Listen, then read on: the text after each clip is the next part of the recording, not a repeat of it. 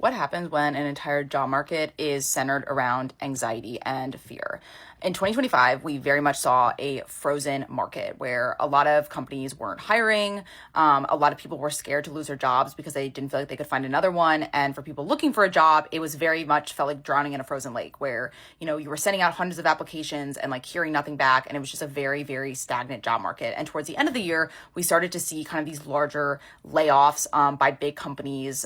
Some were saying it was AI, some were saying other reasons. And so I think entering 2026, we're in this like feeling of precarity about the job market. And I want to talk about why that is and how that is shaping, how we think about money and so forth.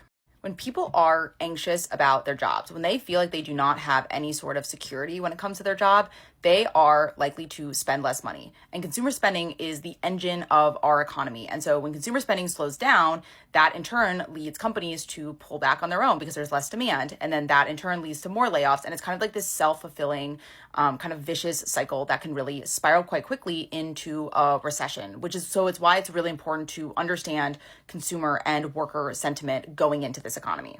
And white collar work stereotypically has been marketed to people as a stable thing when compared to like entrepreneurship or gig work or whatever, and it comes with benefits. And you kind of can have this reasonable confidence that your job will kind of stick around. Like that is what, has been promoted to people in terms of white collar work. And I think that promise has really been breaking over the past year.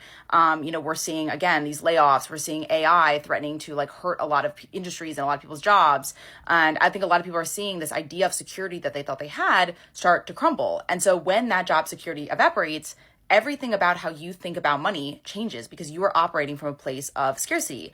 It's a lot harder to plan long term if you don't know if you're going to have income in 6 months. You can't take, reasonable risks like switching job for better pay or starting a business because you're worried about not being able to find another job. You might not be able to spend money as confidently because you're worried that you might lose your job and won't be able to afford anything. And this is creating a real financial precarity in the middle class. This kind of constant grinding anxiety of feeling like everything you're building could collapse overnight, kind of out of your control. And this anxiety really does, in a way, serve the companies because, workers that are worried about losing their job, they won't leave. Maybe they don't ask for raises or they don't push back on things. They accept worse conditions because they are scared about becoming unemployed. And so I think we're going to see this continuation in 2026 of these trends in the white collar job market and kind of this like continued extraction of more productivity for less security. She nailed it. Workers scared of losing jobs spend less.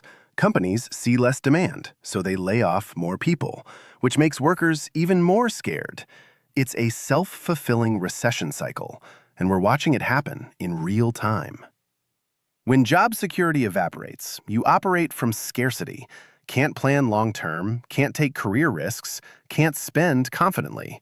That's not personal anxiety, that's rational response to systemic instability that companies created. What's the job market looking like right now in January 2026? Let's talk about it. In this video, I'm going to break down the current job market across 3 different metrics and then give it a score out of 10.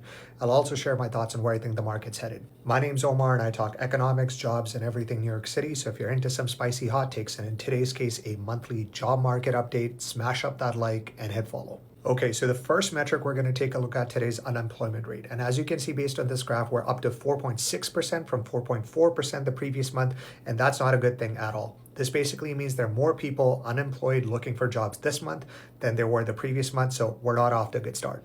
And the second metric we're going to take a look at today is job openings. And as you can see based on this graph, we've dropped down to 7.15K open jobs from 7.45K open jobs the previous month.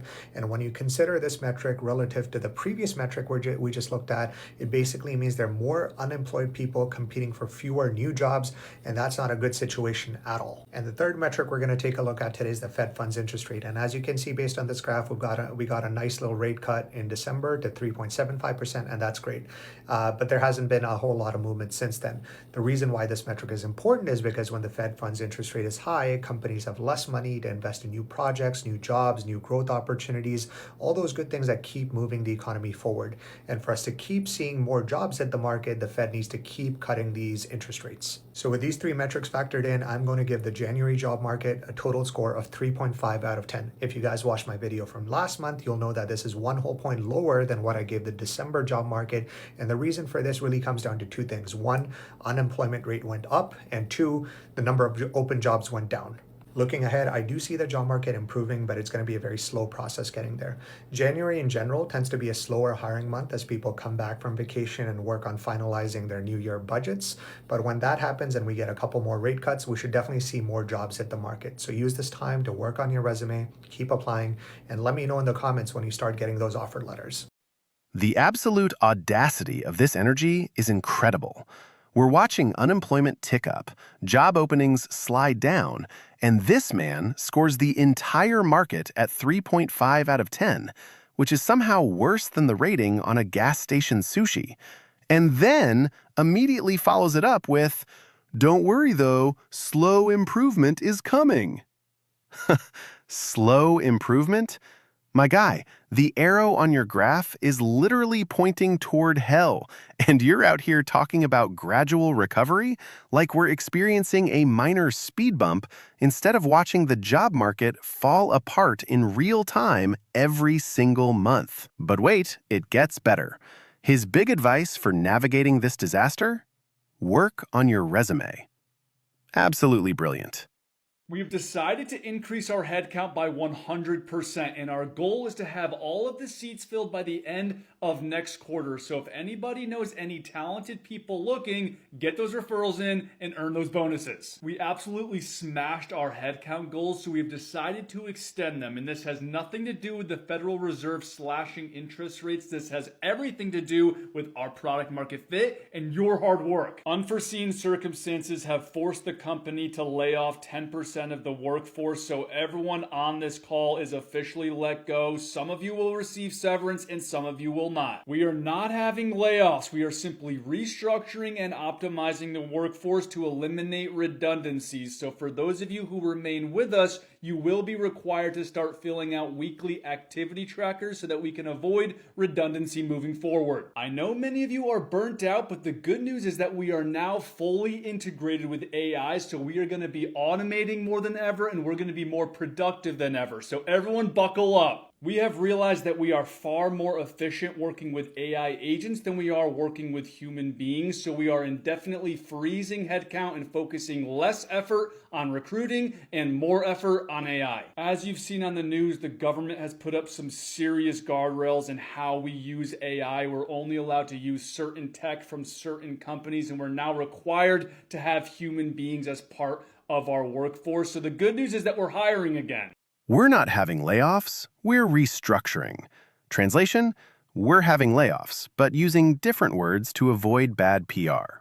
This satirical format exposes the semantic games corporations play with people's livelihoods.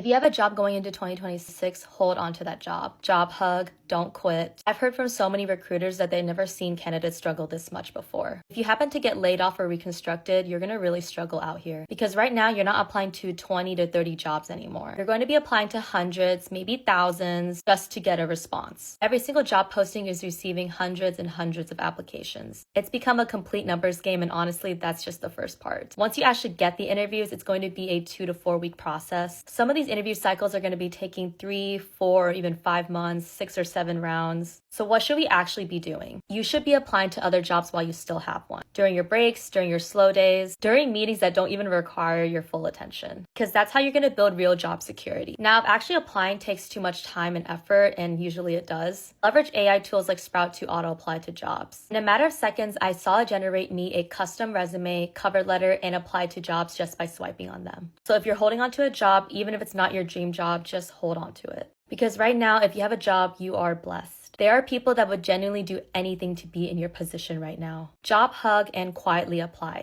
Job hug is such a perfect term for 2026.